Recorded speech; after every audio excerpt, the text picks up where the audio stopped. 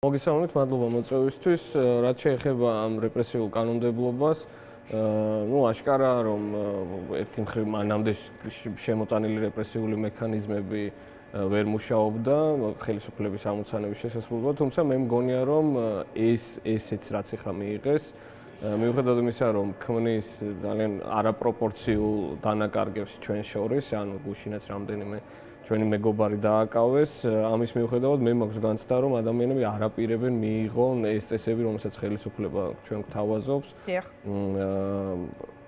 იცით როგორი ამბავია, საბოლოო ჯამში რუსთაველის პროტესტი გამოხატავს და ის რამდენიმე ასეული ადამიანი გამოხატავს ძალიან დიდი უკმაყოფილების, ეს არის აისბერგის წვერი, ხო? შესაბამისად ხელისუფლებამ მხოლოდ და მხოლოდ რეპრესიული მექანიზმებით ვერანაირად ვერ ჩააქრობს და ვერ გააქრობს ამ წინააღმდეგობას, რომელიც არის საზოგადოებაში, იმიტომ რომ ჩვენ ვიბრძით მიტაცებული არჩევნების დასაბრუნებლად და 26 ოქტომბერი მოდის ერთი წელი სრულდება აქედან, ჩვენ ვიბრძით ჩვენი მეგობრების სინდის პატიმრების გასათავისუფლებლად და ჩვენ ვიბრძით საკუთარი ევროპული და ევროატლანტიკური ინტეგრაციის გზაზე დასაბრუნებლად, რომელიც წაგვართვეს. ხო, ეს ყველაფერი არის ჩვენი ისტორიული არჩევანი, რომელსაც გვართმევს ხელისუფლება და სანაცვლოდ ერთადერთ რამეს გვთავაზობს საკუთარ კეთილდღეობას, ხო? ანუ ჩვენ უყურებთ გამდიდრებულ ადამიანებს, მათ შორის ნახეთ, რომ ადამიანები, რომლებიც წლების მანძილზე იყვნენ მაღალ თანამდებობაზე ამ ხელისუფლებაში,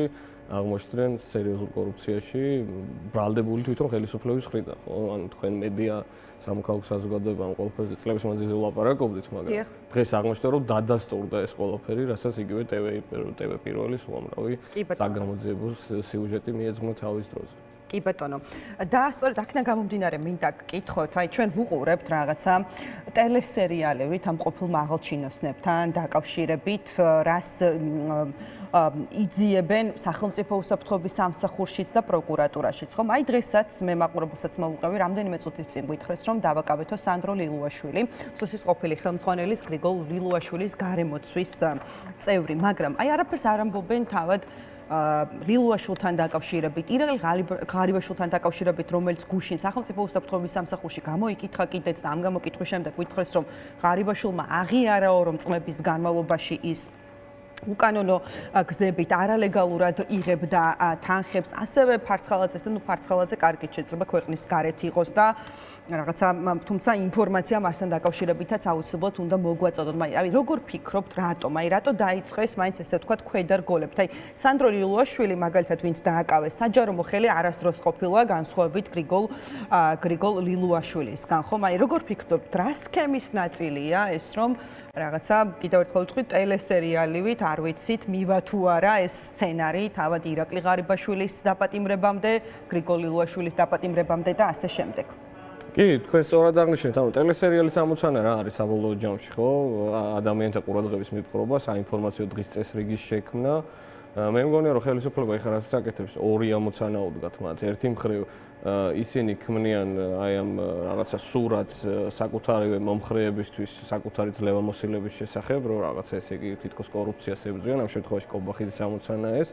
მე მგონია ივანიშვილის ამოცანა არის, რაც შეიძლება მეტად დაასუსტოს მათი საჯარო ცხოვრება, მიწასთან გაასწოროს მხედველობაში ღარიბაშვილი და ლილუაშვილი, მათ შორის მათივე სიმპათაიზერების თვალში და მესამე მსხვილი ამოცანა არის, როგორც ჩანს, მიმდინარეობს ამ ადამიანებთან მოლაპარაკებები. ხო, ეს არის რაღაცნაირი ფაქტიურად კამპანია იმათთვის, ვინც ამას შორიდან უყურებს, ამ ხალხისთვის და ამათი ოჯახის წევრებისთვის ეს არის რაღაცა წამების ფორმა ფაქტიურად, ხო? ერთი მხრივ კლავენ მათ საჯარო რენომეს, თუ კი რამე ასეთი ამ სამ ადამიანს გააჩნდან, თუ დანარჩენებსაც და მეორე მხრივ აი რაღაცნაირად გახსოვთ ბიძინა ივანიშვილის ერთ-ერთი მეტსახელი რა არის, ამბობდნენ რომ რუსეთში მას ანაკონდას ეძახდნენ, ხო? ეს არის მე მგონი აი დაახლოებით ამ სტილში და ამ მეთოდში ადამიანების მოგუდვის ძალიან მძიმე ფორმა. მათ შორის საკუთარი ახლობლების, ხო? ანუ ეს ხალხი ხო მისი შექმნილი ადამიანები. რუსეთში სახელი ამას ამბობთ? როგორც ჩანს, კი.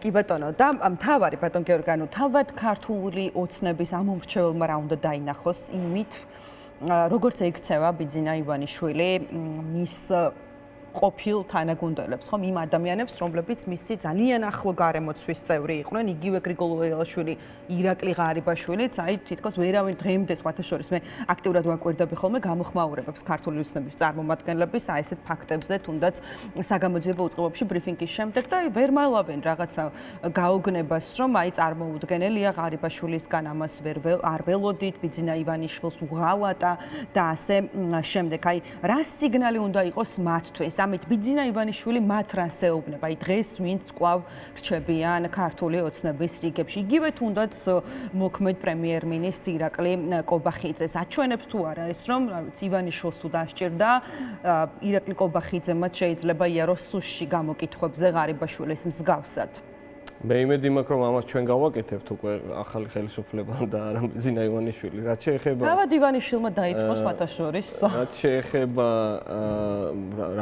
ანუ როგორ შეიძლება ამ ყველაფერს ხედავდნენ, პირველი ჩვენ ვლაპარაკობთ ადამიანებს, რომლებიც 13 წელია ხო ხელისუფლებაშია ქართული ოცნება და აქედან არ ვიცი დაახლოებით 8 წელი მაღალი თანამდებობები ეკავა ღარიბაშვილს, ორჯერ იყო ორგზის იყო პრემიერ-მინისტრი, იყო შინაგან საქმეთა მინისტრი, თავდაცვის მინისტრი.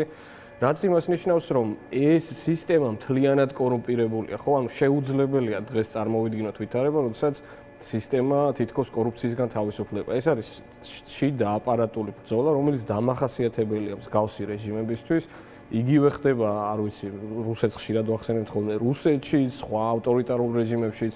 უფრო ადრე საბჭოთა კავშირის ისტორია სავსეა, როდესაც 20-იან წლების ბოლშევიკებს მე 30-იან წლებში ანადგურებდნენ და ასე შემდეგ. უბრალოდ ჩვენ შემთხვევაში მე მგონი ეხლა გვაქვს ვითარება, თუ მაინც საბჭოთა კავშირზე უნდა გავაკეთოთ ანალოგია, რომ ჩემ თვალში ღარიბაშვილი ეს არის აი 70-იან 80-იან წლებში შექმნილი ქართველის ყველაზე უფრო მახინჯი ხატი, ანუ როდესაც კორუფციით, პირმოთნეობით, ანუ შენზე უფრო ძლიერების მიმართ განსაკუთრებული პიეტეტით და სუსტების ჩაგვრით შეგეძლო რაღაცა გარკვეული ადგილი დაგეკავებინა ცხოვრებაში, ხო? და აი ამ 80-იან წლების აი ამ რაღაცნაირ ცუდ სახეხატს დღეს მე მგონია რომ უცნაური რესტავრაცია ხდება, ანადგურებს 20-იან წლების ბოლშევიკის ტიპის კობახიძე, მდინარაძის ტიპაჟი.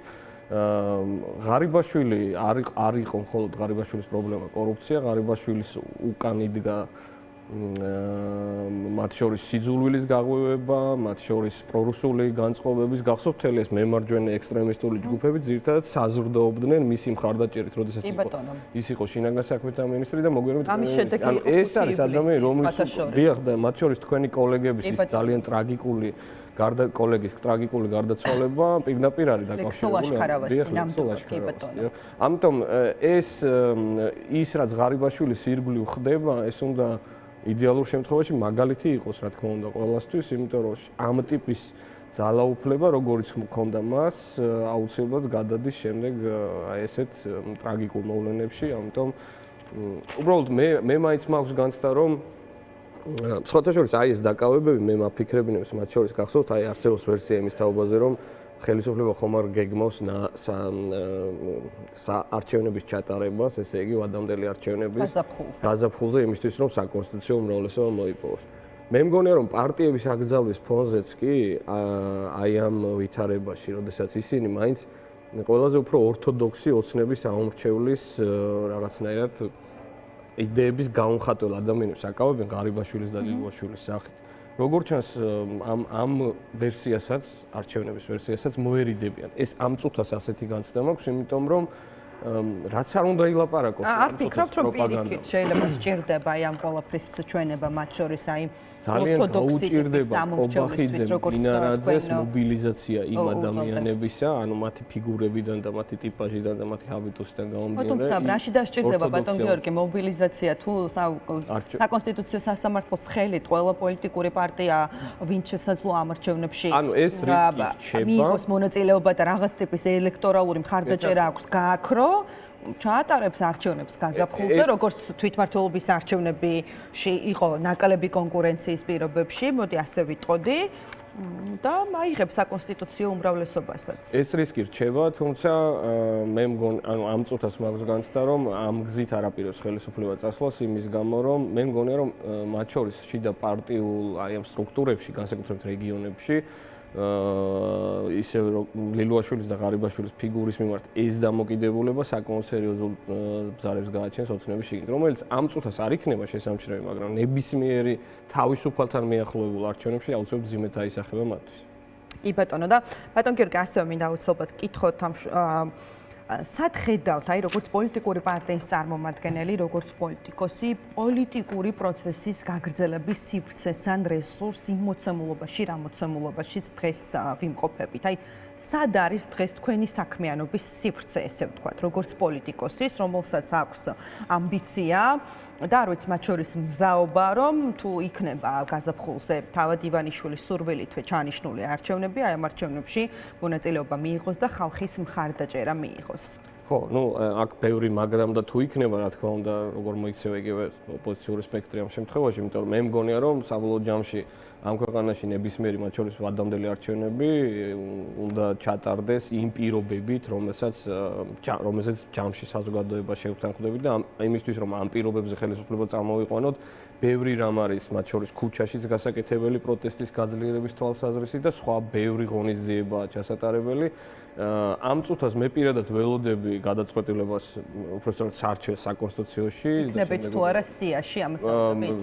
იცით რა არის, მე ამ წუთას მე არ ველოდები რომ იქნება, ძალიან ბევრი ჩემი უახლოესი მეგობარი, მათ შორის სხვა პარტიებიდან მგონია რომ იქნება, ამიტომ მოსაფიქრებელი იქნება ფორმა, როგორ ვინარჩუნებთ ამ ადამიანებს პოლიტიკურ ცხოვრებაში. რაც არ მოიფიქრებთ, აგერ ხვალ შეიძლება შევიდეს როგორც კი, ამ წუთას არის ვითარება, როდესაც პოლიტიკურ პარტიებს აქვს ძალიან ბევრი პრობლემა, მაგრამ ეს რაღაცნაირი გამოუვალი ერთი შეხედვით ვითარება ჩვენ ყველას გვიბიზგებს რაღაც ტიპის მინიმუმ გადარჩენის გამო, რაღაც ტიპის სინერგიების შექმნას. ხო, შეიძლება იყოს კოორდინაცია, შეიძლება იყოს ვიღაცების გადაჯგუფება, გაერთიანება და ასე შემდეგ. ამას დავაკვირდებით და ამის მიხედვით მივიღებთ გადაწყვეტილებას. მე უბრალოდ დარწმუნებული ვარ, რომ რაც არ უნდა დრაკონული იყოს ეს სარჩელის და შემდეგ გადაწყვეტილებას, უბრალოდ ამ ადამიანებს ვერ გააქრობენ საჯარო სივრციდან, ხო? მათ შორის არის უამრავი ახალგაზრდა, რომლებიც არც ერთი დღე არ ყოფილან საჯარო პოლიტიკურ თანამდებობებზე, მაგრამ არიან ამ წუთას აფილირებული ამა თუ იმ პოლიტიკურ პარტიასთან, ხო? ეს ადამიანები დარჩებიან პოლიტიკაში დარწმუნებული ვარ და მეორე მნიშვნელოვანი ამოცანა ჩვენი არის ის, რომ რაღაცნაირად მეტი გზა ვიპოვოთ საერთო წინააღმდეგობის მოძრაობის ლიდერებთან, იმიტომ რომ ამ სივრცეშიც გამოიკვეთა უამრავი ადამიანი, რომლებიც საკუთარი ჯანმრთელობა გაწირეს და თავისუფლება გაწირეს ქვეყნის მომავლისთვის და ამ ადამიანების პოლიტიკურ ცხოვრებაში შემოყვანა მგონია ასევე მნიშვნელოვანი ამოცანა. კი ბატონო და ისევ მკითხვას დაუბრუნდები. აი ზუსტად იმის გათვალისწინებით დავუშვათ საკონსტიტუციო სასამართლოს ხელით აღასრულა ეს მისი დაპირება კობახიძემ და ფაქტობრივად კონსტიტუციის დონეზე აკრძალულად შეიძლება გამოგაცხადონ, ხომ? აი ამის შემდეგ რა ხდება მაშინ? აი თუ ფიქრობთ ამაზე, თუ მუშაობთ, თუნდაც თქვენ კონკრეტულად ერთი პოლიტიკური პარტია, რომ აი როგორ აგრძელებთ ამის შემდეგ, არ ვიცი, პოლიტიკურ საქმიანობას? ამ წუთას თავისუფლების მოედანი არ არის ოფიციალურად რეგისტრირებული პოლიტიკური პარტია და ამის მიუხედავად ჩვენ საქმიანობთ. დაახლოებით ასეთივე ვითარებაში აღმოჩნდება ძალიან ბევრი ჩვენ მეგობარი თუ აიგზალება, ხო? ანუ საბოლოო ჯამში პარტიული ცხოვრება არ არის პარტიის ბეჭედი და ლოგო, რომელსაც იუსტიციის სამინისტრო თუ საჯარო რეესტრი არეგისტრირებს ან რაღაცა ბეჭედს ასვამს. ამდენად ეს ადამიანები და ეს იდეები და საბოლოო ჯამში სულილება, რომლისკენაც ჩვენ ყველა ვთანხმდებით, რომ შესასრულებელი გვაქვს ეს დიდი ამოცანა, ვიხსნათ ქვეყანა კონსოლიდირებული ავტორიტარიზმისგან, რომელიც აშორებს ამ ქვეყანას ძალიან დიდ შესაძლებლობას, ხო? იმიტომ რომ ეს ყველაფერი აკონსტრაფად გასაგებია. მაყურებელებს შეცდომაში არ შევიყვანოთ მიუხედავად იმისა, რომ თქვენ მითხარით, რომ კი თავისუფლების მოედანი არ არის როგორც პოლიტიკური პარტია რეგისტრირებული, ჩვენ კარგად ვიცით, ხომ კობახიძის დაპირება არა მხოლოდ მარტო პოლიტიკურ პარტიებს, პოლიტიკურად აქტიური პირებიც კი შეიძლება მოხვდნენ ამ სიაში, ხო, როგორც ირაკლი კობახიძე ამბობს და ამიტომ გგულისხმობთ აი ამ შეკითხვაში, ხო, როდესაც ამ კითხვას გისვამთ. ნახეთ, ჯერ ერთი როგორც ჩანს ამ სარჩელს და გადაწყვეტილებას შემდეგ მოაყოლებენ სხვა ტიპის შემზღუდავ ამოცანებსაც, მათ შორის შესაძლოა იყოს მაგალითად მედია სივრცეში, ამ შემთხვევაში თქვენთვის რეგულაციების შემოღება აი ამ აკრძალულ სიაში მოხვედრილი ადამიანებისთვის ეთერის დათმობასთან დაკავშირებით, ხო? ანუ ეს ლოგიკური ნაბიჯი იქნება იმ მანკიერი რაღაცა დინამიკისთვის, რომელიც ხელისუფლებამ შექმნა. სხვანაირად და შემდეგი იქნება, არ ვიცი, საკუთარი სოციალური ქსელების კონტროლი ჩვენი საჯარო სივრცეში, არ ვიცი, აუდიტორიებში გამოჩენა და ასე შემდეგ. ამიტომ ნახეთ, თვით, არ ვიცი, ყარ კონსოლიდირებულ სისტემებშიც კი თავისუფალი აზრის საბოლოოდ, მით უმეტეს, არ ვიცი, სოციალური ქსელების სამყაროში ჩახშობა და გაჩუმება არის შეუძლებელი, განსაკუთრებით იმ ფონზე, როდესაც ამ ქვეყანაში კურსს, რომელიც ბიძინა ივანიშვილმა და მისმა გუნდმა აიღეს, არ იზიარებს მოსახლეობის ნახევარზე მეტი, ხო? ანუ ეს არის ამ აზრით მართლა საოკუპაციო რეჟიმია. რას ნიშნავს საოკუპაციო რეჟიმი? მხოლოდ და მხოლოდ რაღაც ტანკებით ქვეყნის დაპყრობას კი არ ნიშნავს. მათ შორის ნიშნავს იმას, რომ პოლიტიკა, რომელსაც ისინი აწარმოებენ, არ არის დაფუძნებული რაღაც ტიპის საზოგადოებრივ თანხმობაზე, საზოგადოებრივ ხელშეკრულებაზე. ამდენად დარწმუნებული ვარ მე, რომ ძიმე კი ამ წუთას სურათი არის ისეთი, რომ ერთი მხრივ, არ ვიცი, თითქოს წინააღმდეგობა დასუსტებულია და მეორე მხრივ ხელისუფლება იღებს დრაკონულ კანონებს, რომელსაც აღასრულებს, მაგრამ ძალიან დროებითია ეს ამბავი და რა მომენტში ეს არის ფაქტობრივი მოცემულობა? ამ წუთას ნუ ყველა ამას ვაკვირდები და ფაქტია, მაგრამ ამ ფაქტობრივი მოცემულობის მიღმა არსებობს მთავარი რამ, ეს არის ხელისუფლების ლეგიტიმაციის პრობლემა, რომელსაც ის მხოლოდ რეპრესიული ამოცანებით ვერ გადაწყვეტს და კანონებით და რომელიც შეიძლება შეიმსუბუქოს კახარიას, მაგალითად კახარიას გუნდის საკანონმდებლო ორგანოში შესვლით, არა? ყოველ შემთხვევაში რაღაცა პარაზიტირება მოახდინოს მათ ამ გადაწყვეტილებაზე. შეიძლება საერთაშორისო კუთხით ვერც კახარიას გუნდის პარლამენტში შესვლამ ვერ უშველოს ამ მოწვევის საკანონმდებლო ორგანოს, მაგრამ ყოველ შემთხვევაში რაღაც იცი რა, ერთი მხრივ პოლიტიკური პარტიების აკრძალვა აი ასე ამ ფორმით როგორც ეს ხალხი გვთავაზობს, ხო, მათ შორის მათთან აფილირებული ადამიანის ესეთი თავისუფალი ინტერპრეტაცია პოლიტიკური პარტიების აკრძალვის რუსეთშიც კი არ მომხდარა რა. იქაც კი რაღაცა პროცესი და ლოგიკა ედგა ხოლმე უკან ამ ყველაფერს, ხო? ამის ჩვენი დასავლელი პარტნიორებისთვის მისაღება, რომ როგორც რაღაცა ესე იგი დემოკრატიული პროცესის იქნება შეუძლებელი.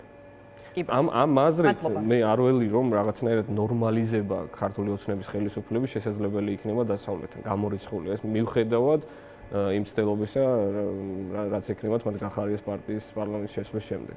კი ბატონო. მადლობა, ძალიან დიდი მადლობა. მადლობა გიორგი შაიშმელაშვილი იყო დღის ამბების სტუდიის სტუმარი. ჩვენ კი ვაგრძელებთ ეთერს. როგორც იცით, გუშინ